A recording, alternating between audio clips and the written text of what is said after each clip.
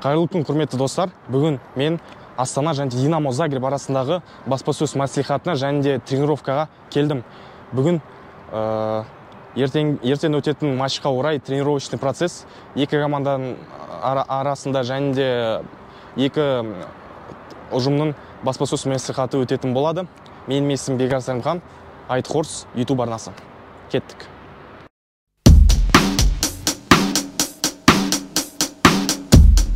Нет ли желания завтра просто сыграть, вот как говорит главный тренер Магомед Адиев, просто в кайф?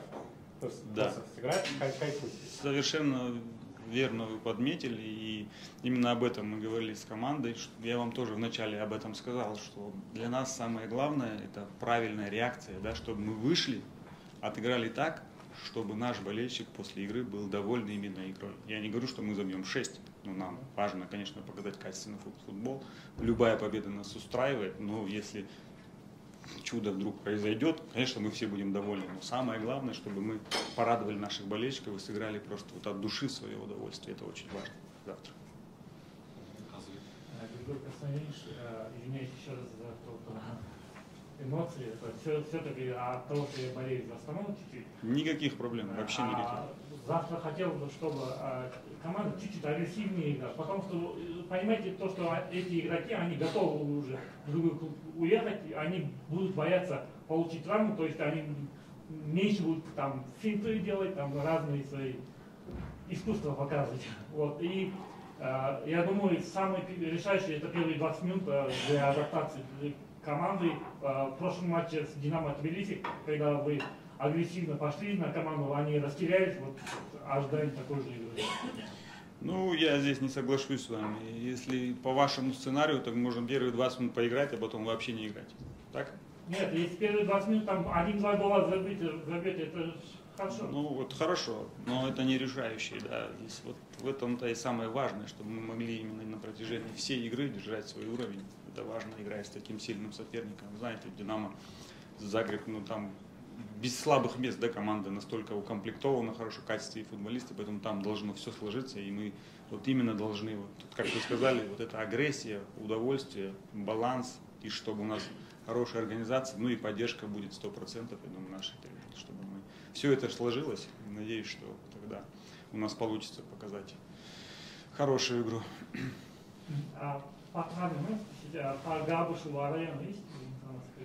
Да, они вот только приступили к работе по индивидуальной программе, и еще нужно где-то порядка 5-7 дней, прежде чем они приступят. То есть в следующем раунде они могут, да? Ну, надеемся на это, да. У вас уже есть в голове матч Лиги Европы? Нет. Вы об этом не думаете? Вообще нет. Сейчас все мысли о завтрашнем матче, посмотрим. Астананың ойын алдындағы жаттығу, ертеңгі Динамоға қарсы ойынға қарсы арналған жаттығу. Айта кетейік, ертең сағат 8:00-де осы Астана Арена стадионында Лига чемпионов арасындағы ойын өтеді. Айта кетейік, журналистердің саны жалпы осы Лига чемпионов алдыңғы матчтарында Еврокубокте жалпы көп журналистер болатын, ал осы Загребте болған ойынға байланысты аз адам келіп отыр. Ән қазір менің алдымда тұрған кісі, ол бұрынғы футбол федерациясына кандидат болған, және де сол Қазақстандағы... Қай жерден оқыған ба Гуглда? Я бұрын оқығам негізі. Неше жаста болдың ол кезде? 16-та болған шығармын сол. Және де сол Қазақстандағы Зидан амбассадоры, Зиданчик, Қасымжан. Зиданчик енді осы ертеңгі ойынға қалай қарайсыз, не ойлайсыз? Айта кетсеңіз, жалпы. Ну, қазір мен пресс-конференцияда сұрадым ғой Бабаяннан. Ең бастысы ертең менің ойымша Магомед Адиев айтады ғой, кайфқа ойнау керек. Просто кайф. Өйткені менің ойымша шанс жоқ вообще осы Загребтен кейін. Өйткені өте мықты команда, мықты ойыншылар көп. Тот же Батурина Арсеналға әне-міне көшетін ойыншы, так что, мне кажется, шанс жоқ. Ну, просто ертең кайфқа ойнаса болды, басқа ештеме керек емес болельщиктарға. Пресс-конференцияда өзіңіз айтып едіңіз, сол әлемде де осындай инциденттер болды, мысалы Барселона мен ПСЖ деген сияқты ойындар. Сол кезде Барселона камбэк жасап, келесі кезекке өтіп кеткен. Қалай ойлайсыз, мысалы, шанс бар ма негізі жалпы бұлай? Осы сондай сенсацияға немесе сенесіз бе? 1% сенем, 99% сенбеймін, өйткені Барселона мен ПСЖ ойнағанда олардың деңгейі бір неде болды. Бір уровень болды, иә, командада. Қазір ондай жоқ. Қазір Динамоның, Загребтің уровені басқа, все равно. 2-3 рет басқа. Несі бағасы да ойыншылардың басқа. И сол үшін ойлаймын, что ертең минимальный вообще шанс бар. Сол болып кетсе, точно Аязатаға сену керек болды деп ойлаймын. Жақсы, рахмет. Міне Астана ойыншылары жаттығу жасап жатыр. Алдымызда әні біз танитын Марин Томасов, Жарко Томашевич, ар жағында Урега, Маричкин, Александр. Оның ар жағында сақалы көрініп тұрған, желбіреп тұрған Абат Айымбетов, және де Константин Горовенко, сол тобыл сапында қателеспесем чемпиондықты алған.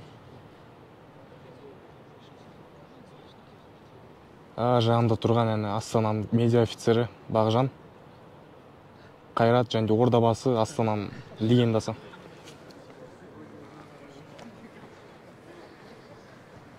Ертеңгі ойында көре жатамыз, осы жаттығулар көмектесті ме, әлде көмектеспеді ме? Менің алдымда тұрған атақты журналист, Нұрсұлтан Құрман подкастының героя, және де сол Астана десе ішкен асын жерге қоятын журналист Қазбек Тайланов. Қазбек енді ертеңгі ойынға енді көбісі сенбей жатыр. Бірінші ойыннан кейін жалпы сіз қалай ойлайсыз? Астанада мүмкіндік бар ма өтіп кетуге? Астанада ертең егер Динамо Загребтегі ойыншылар бір кішкене менсінбеушілікпен шықса, болмаса бір қызыл қағаз алып ойында әртүрлі жағдай болады ғой. Енді бірінші таймда енді 1-2 гол салып алса, ол кезде мүмкіндік болады. Ал жалпы алатын болсақ, Динамо Загребтің деңгейі бөлек, үлкен команда, ол былтыр Лига чемпионовта ойнаған, Челси жеңген команда. Меніңше ертең Астана ең бастысы ойыннан жеңілмей, жеңіспен қайту керек деп ойлаймын. Өйткені жанкүйерлер келеді, қанша матч болды ұтпай келе жатқанына. Сол үшін бұл ойында Астана өз мінезін көрсету керек деп ойлаймын. Және де баспасөз мәслихатында бағана сіз эмоционалды түрде Бабаянға предъявить еттіңіз ойын туралы, және де сол Томасов туралы, жалпы Томасов туралы, Томасовқа ойнамау үшін 5 себеп айта аласыз ба?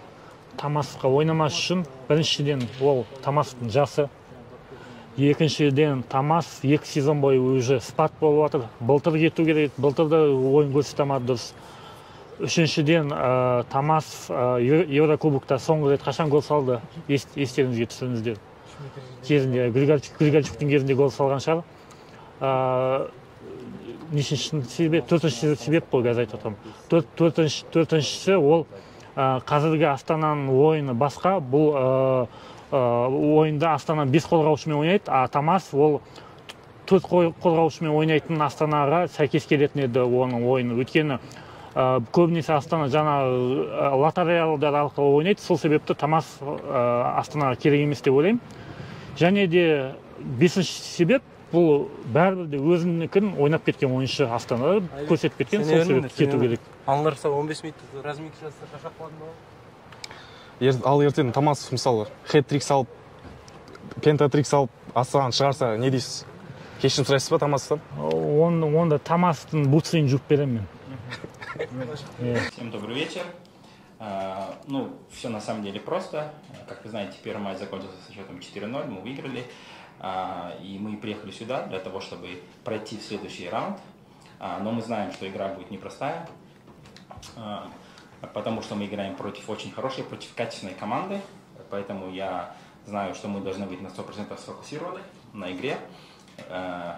выложиться максимально для того, чтобы мы прошли без проблем в следующий раунд. И я хочу сказать, что я верю в наши способности, в нашу команду. Я верю в то, что мы покинем Астану после завтрашнего матча с хорошим настроением. Ал енді Динамо Загребтің кезегі Хорватиялық ұжымның тренировкасы, ойын алды тренировкасы. Ертең айта кетейік, Астанаға қарсы кешкі 8-де осы Астана аренада ойын көрсетеді.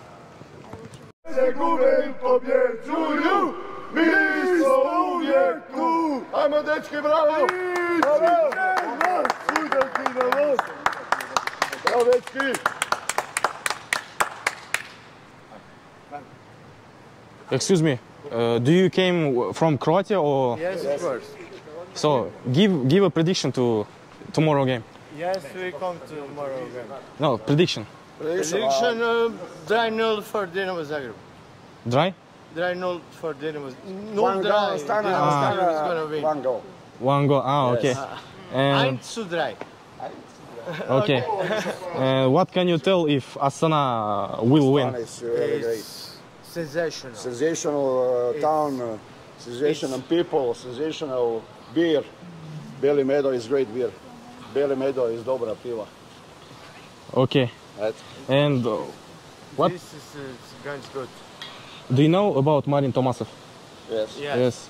But it's In Astana it's Hajduk legend, but Zagreb. in Croatia not legend. He is built for Hajduk Middle, Split, so it's not good Middle club. class.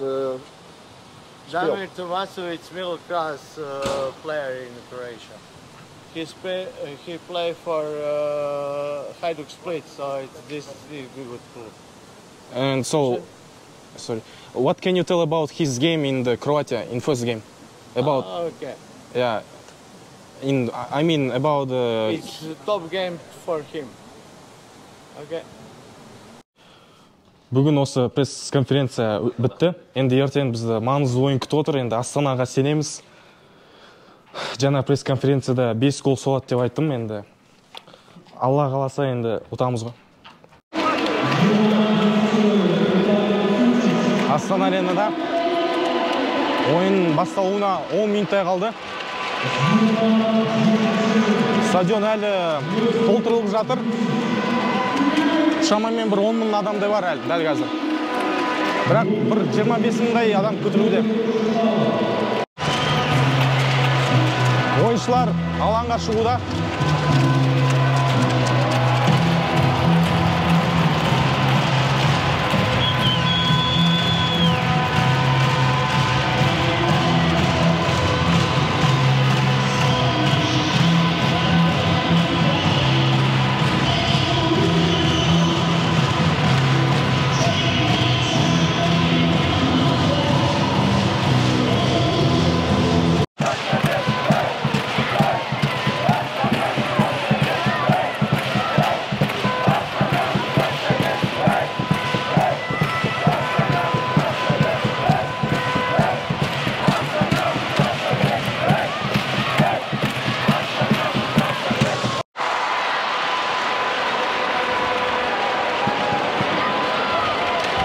Астана Динамо Тбилисиді тыспақта алуда. Прессинг жайында прессинг. Бұл бүгінгі Бабаянның тактикасы. Бұл тактика Астанаға көмектесе ме? Матчтың соңында көреміз. Алға Астана. Абат!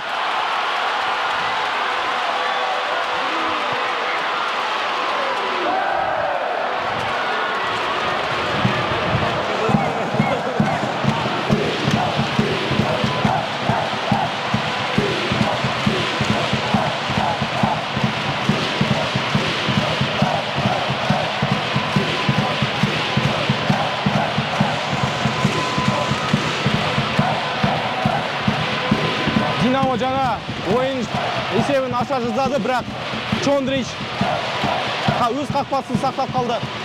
Есеп әлі 0-0. Алға Астана. Кама Ганисян. Ай-ай-ай, дұрыс пас бермеді.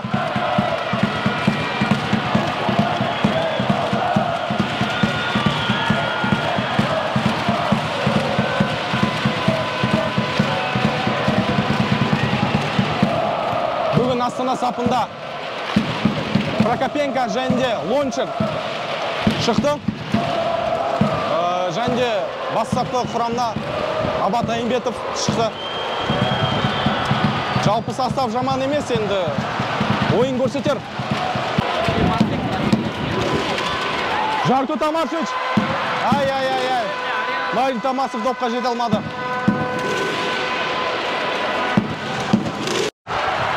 Прокопенко.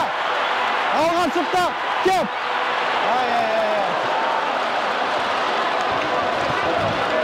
Бүгін Григорий Бабаян атакующий футболды таңдады. Бүгін екі нападающий Прокопенко мен Айымбетов, ал защитада екі защитник, төрт ортаңғы защитник, және де флангта Араян мен Аманович.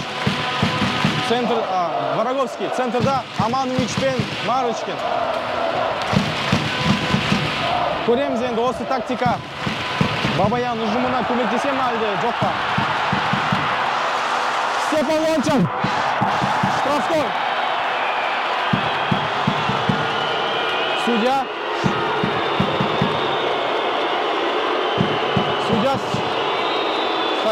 штрафтойды қоспады. Қоймады. Судья штрафтойды қоймады. Болельщиктердің наразы. Есеп 1-0 Динамоның пайдасына. Астана қақпашысы Чондрич болмайтын допты жіберіп, есепті өзінің отандастарына берді. Бірақ алайда әлі уақыт бар. Астанаға сенеміз.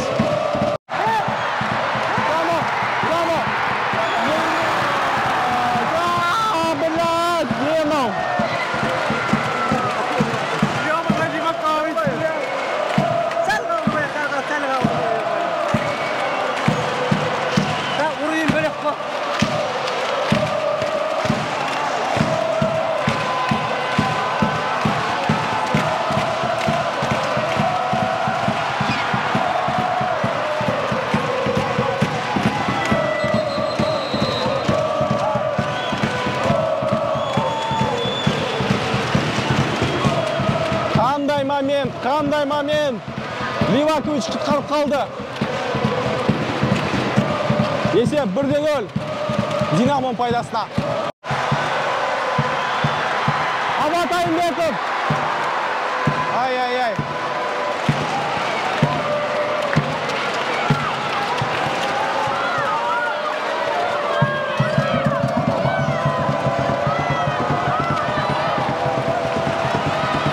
Соққыны Марин Томасов орындайды.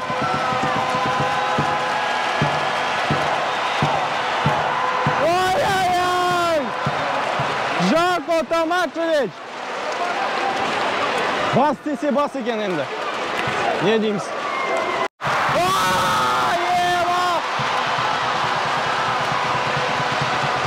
Александр Марочкин басымен құттап қалды. Чондриштің қателігі. Чондрич емес, Томашевичтің қателігі. Чондрич құтқарып қалып еді, бірақ доп сонда да Динамоның ойыншысының аяғына түсіп, теуіп жіберіп, бірақ Александр Марочкин басымен үстіге теуіп жіберді. Бастапқы құрамда шыққан Олег Саманович жарақат алып, оның орнына Қазақстан құрамасының қорғаушысы Тимур Досмағамбетов шықты. Айта кетейік, есеп 1-0 Динамо командасының пайдасына. Давай, Абат! Давай! Ай.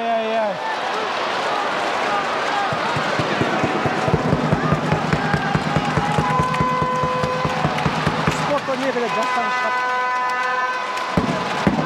4 ай болды аспырды. 4 ай? Бірінші тайм аяқталды, есеп 1-0 Динамо Загиктің пайдасына. Не дегенмен Астана командасы көп шабуыл жасады, алайда өз мүмкіндіктерін қолдана алмады. Динамо туралы айта кетсек, Динамо көбінесе қарымта шабуылмен Ойынды жүргізіп жүр.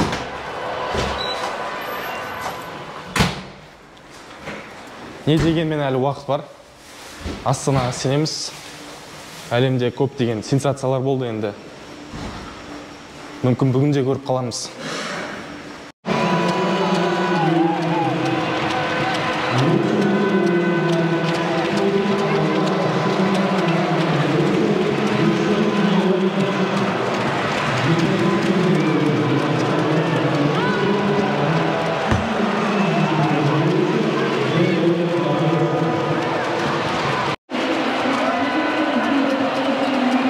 Бабаян бізді естіген сияқты Марин Томасовты алаңнан алып тастаған екен. Оның орнына Душан Иванчич шықты. Және де тағы бір ауысым. Владислав Прокопенконың орнына Дембо Дарбо шықты. Екі мықты шабуылшы енді өнерлерін көрсетті деп ойлаймын. Гол салып, және де Астананы келесі кезеңге шығарып сенеміз. Алға Астана.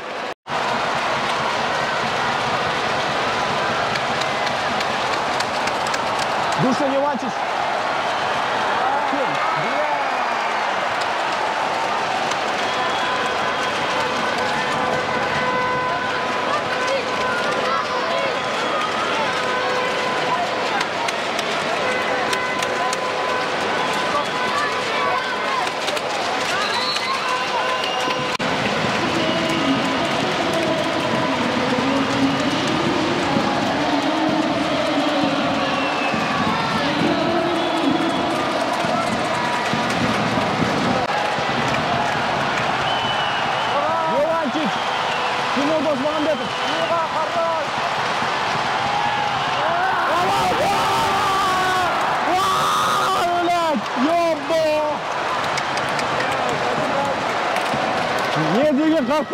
Не деген қақпашы Либакович. Әлем чемпионатының жұлдызы Хорватия сапындағы бүгін Астанада не деген ойын көрсетіп отыр. Шедевр.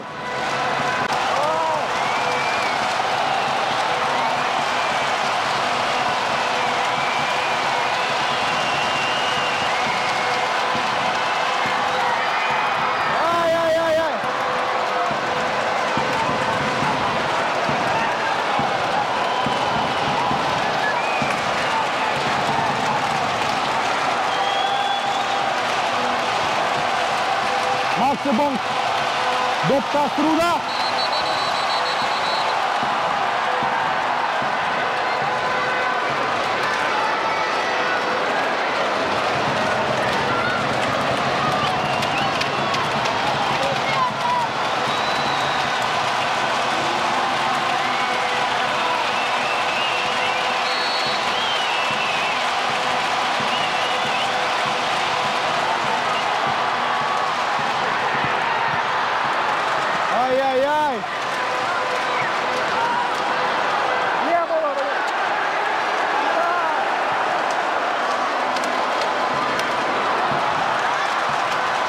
Александр Марочкин. Бүгінгі ойынның Астана сапындағы үздік ойыншы болатынына сөзсіз.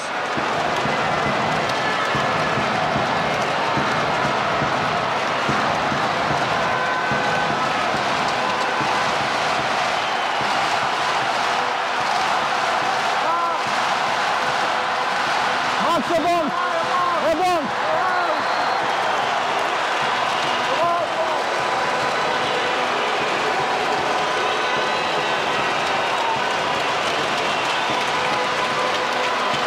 Астана айып соқты орындайды. Максибонгқа қарсы ойын бұзды. Динамо ойыншылары.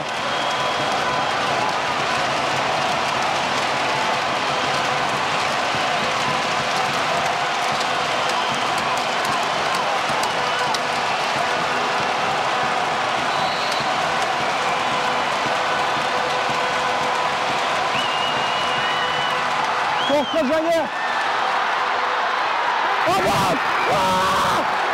рука!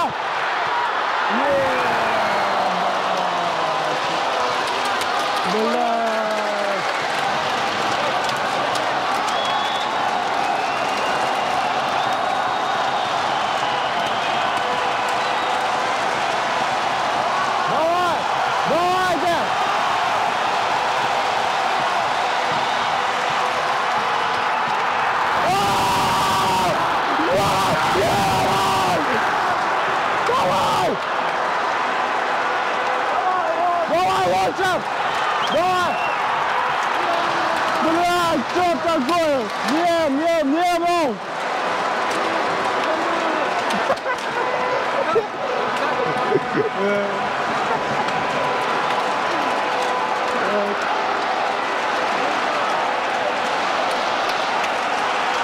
Фортуна Динамоға ойнап жатыр.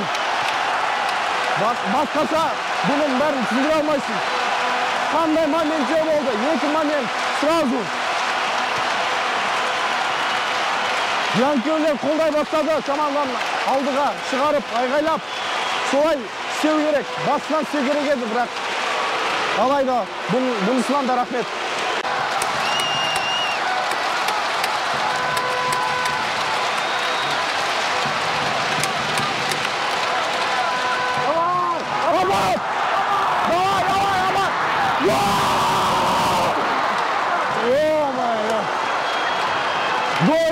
Гол емес екен.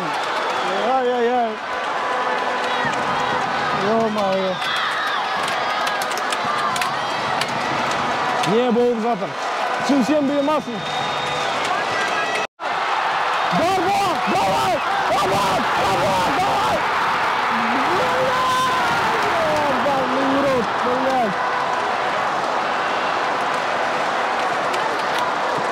Ё-моё.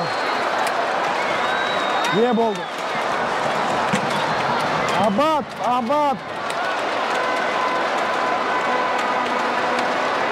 Абат, замена сұрап жатыр. Травма алған секілді.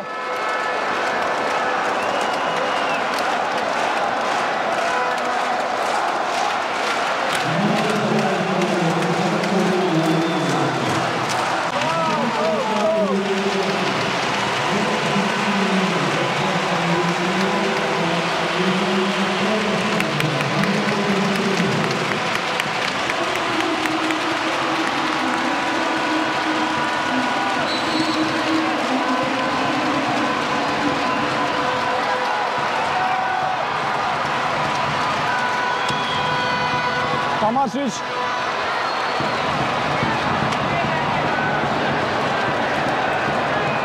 Oyuncular özlerinin бірін түсінбей қалды. Абат Айымбетовтың орнына алаңға Элхан Асанов шықты. Элхан, бар үміт саған. Голды салып кет. Ойынның жұлдызы болып кет. Алға Астана.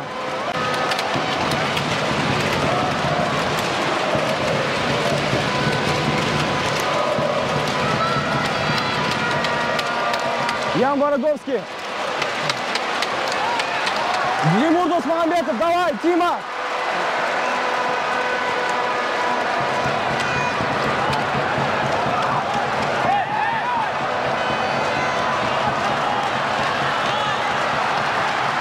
Эбонг.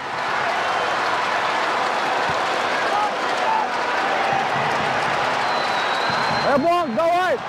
Майстаров.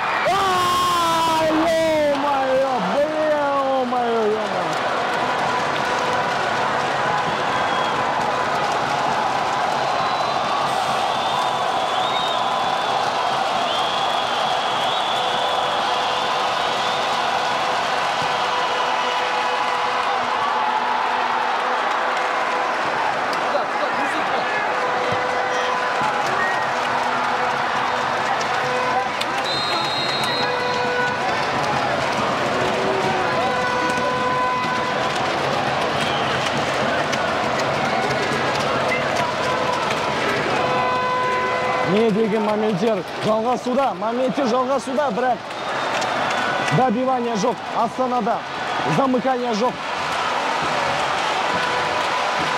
Фортуна, Динамоға ойнап жатыр, Фортуна. Сәттілік. Дембо Дарбо. Тима Досмағамбетов, Дарбо.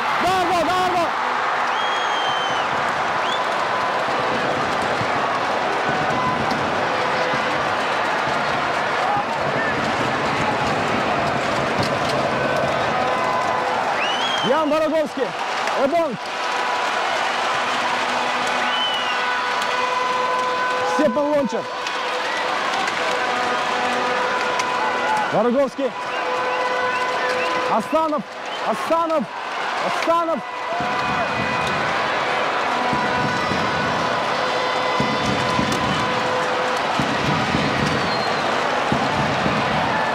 Ё-моё.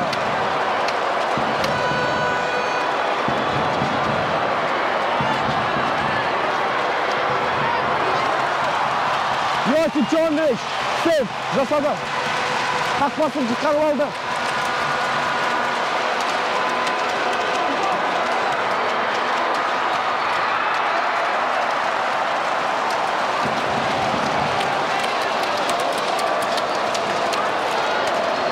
Өкінішке орай есеп 2-0 Динамо пайдасына. Хорватиялықтар екінші голын соқты.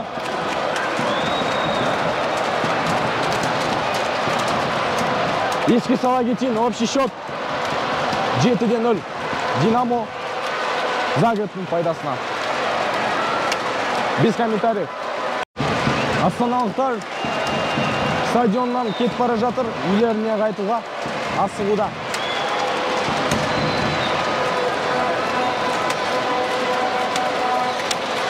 Барлықтары үйлеріне қайтып бара жатыр. Бұл дегені Астанаға сенбеушілігі.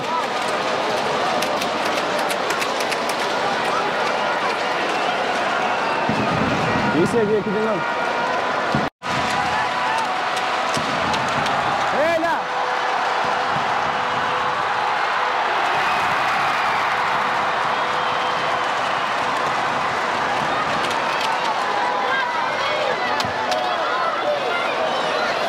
Söz жоқ.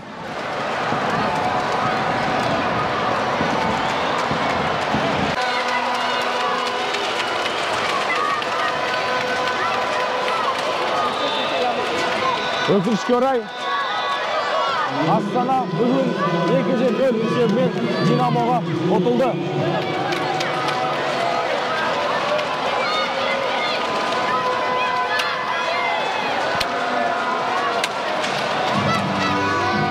Дегенімен Астана ойын көрсетті, мықты ойын көрсетті. Арасында шабуылға шықты, көптеген моменттері болды. Абат, Эльхан Астанов, Тимур Досмағамбетов, Александр Марышкин, Жарко Табашевич, Дэн Тамашев көптеген моменттерді жасады, бірақ алайда дұрыс қолдана алмады. Махер, поздравляю вас с победой. Сегодня также вы забили свой гол, победный гол. Первый гол в этом матче. Поделитесь эмоциями. Ну, выигрывать всегда приятно, да. Но нам нелегко пришлось сейчас сказать, особенно здесь. Астана показала хороший характер, хороший футбол против нас. Ну, опять-таки, если говорить о моей игре, мне кажется, я мог бы больше забить, просто не реализовал другие моменты. Но в футболе такое тоже бывает, как бы, и в первую очередь рад, что прошли этап, и нужно уже забыть этот матч, точнее проанализировать, потом забыть, и после уже готовиться к чемпионату, потому что нас ждет тоже еще одна тяжелая игра в чемпионате, а потом Лига чемпионов. Вот стоит отметить, что вы уже приезжали сюда в составе сборной Азербайджана. Вот до игры с Астаной вы смотрели матч с Казахстаном, чтобы, не знаю, стать злым, что ли, подготовиться на эту игру? А почему злым стать? Потому что проиграли здесь? Потому что проиграли? Нет, это никак не касается клубные матчи сборных. Да, конечно, я не раз здесь был, 2 раза был. Один раз товарищеский матч играли с Казахстаном, да. Потом последний раз в Лиге наций сыграли, да.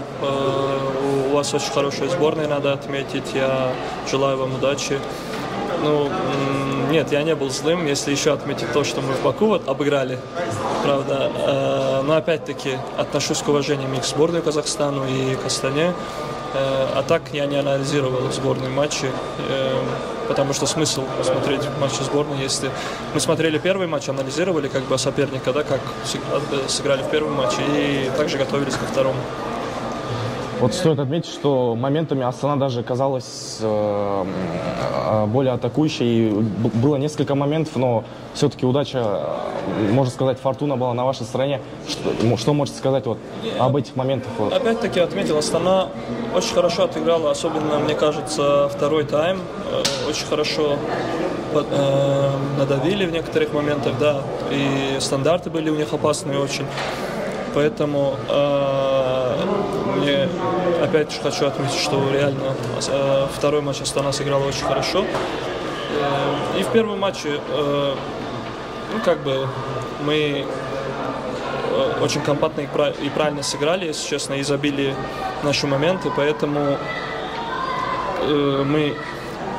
мы знали то, что Астана команда с характером, там они не сдадутся нам как бы на втором матче.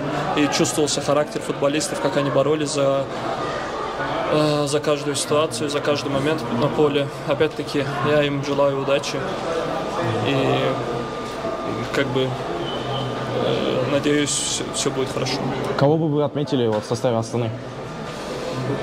Я вообще, если честно, не люблю отдельно кого-то отмечать из футболистов. Мне кажется, очень солидная, в общем, хорошая команда, и мне как бы не считаю это этично как бы отмечать какого-то футболиста. Были ли какие-то сложности с настроем на ответный матч? Потому что после 4-0 там уже, мне кажется, все вопросы решены, и могла бы какая-то недооценка была. Ну, сложно всегда бывает, как бы, да, особенно, как вы отметили, да, после 4-0, но мы именно та команда, которая настраиваемся с тем менталитетом, что вот каждый матч особенный, и каждый матч надо выигрывать.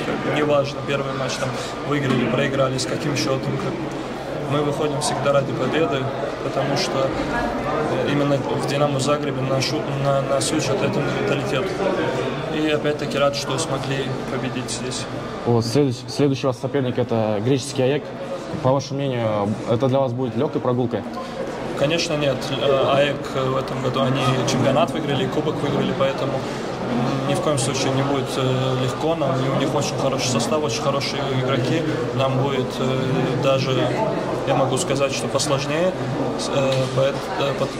Поэтому нам надо будет быстро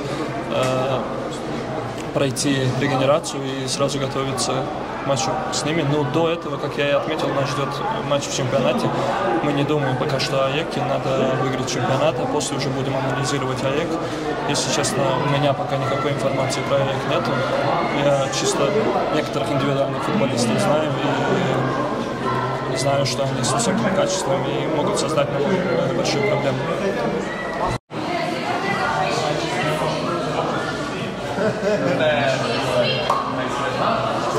Лоншырмен Иванушец жейделерін ауыстырды. TNC.kz Қазақстандағы ең көңілді букмекер, шексіз бонустар және үлкен кэшбэк. TNC.kz 1 тамыз бен 16 желтоқсан аралығында жаңа электричка атты 30 ойын өткізеді. Бұл 30 ойын арқылы сіздер Volkswagen және де Zikr 001 электрокарларын ұта аласыздар. Толық информациямен астыда комментарийде бекітілген ссылка арқылы таныса аласыздар. Дегенмен айта кетейік, бас түгі ол пайда табу құралы емес, жай уақыт өткізу, көңіл күй көтеру амалы деп ескеріңіздер. Ұмытпаңыздар.